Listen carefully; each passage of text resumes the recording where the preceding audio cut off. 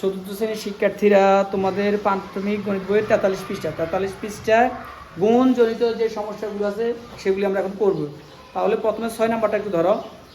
তোমার কাছে 100 টাকা নোট রয়েছে। তোমার কাছে কি আছে? 100 টাকা নোট রয়েছে। তোমার কাছে মোট কত টাকা রয়েছে? আচ্ছা, 100 টাকা নোট 100টা টাকার পরিমাণ কি বাড়বে না কমবে? 100 এরকম 100। তাহলে আমরা কি করবো? গুণ করবো না? তাহলে আমরা কি এটা এভাবে লিখতে পারি যে 100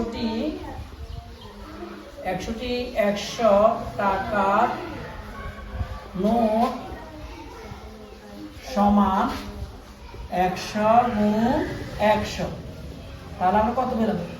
এগুলোটা করো তোমরা। 2টা শূন্য 4টা শূন্য, 1 2 3 4, 1 1 1, 10,000 টাকা। এই যে আমাদের এটা হয়ে গেল। তাহলে আমরা কি লিখলাম? 100 টাকার নোট সমান 100 গুণ 100 টাকা। তাহলে 100 দিয়ে 100 গুণ দিলে শূন্য, এখানে 2টা লিখলাম। আর আমরা কি লিখলাম?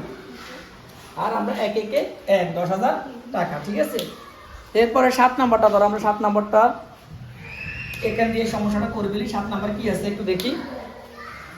37টি বক্সের প্রতিটিতে 500টি করে ক্রিকেট ম্যাচের টিকিট রয়েছে। বাক্সগুলোতে মোট কতটি টিকিট রয়েছে? তাহলে একটি বক্সের টিকিট আছে 500টা। তাহলে একই রকম বক্স আছে কয়টা? 37টা।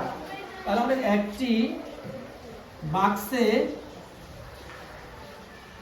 টিকিট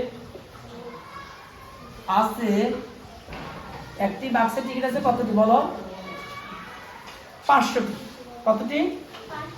তাহলে এই রকম বক্স আছে 37টি। এই যে 37টি বক্সে টিকিট আছে। তাহলে কত হবে? 500 গুণ 37, 500 গুণ। এখন আমরা এই গুণটা একটু করো সবাই। দেখো কিভাবে করবো। আমরা এই দুটো শুনে এখানে লিখে ফেললাম। তাহলে থাকবে এদিকে 37 আর এদিকে থাকলো 5। আমরা 5 দিয়ে 7কে গুণ করবো। 5 7 35, 5 থাকে 3।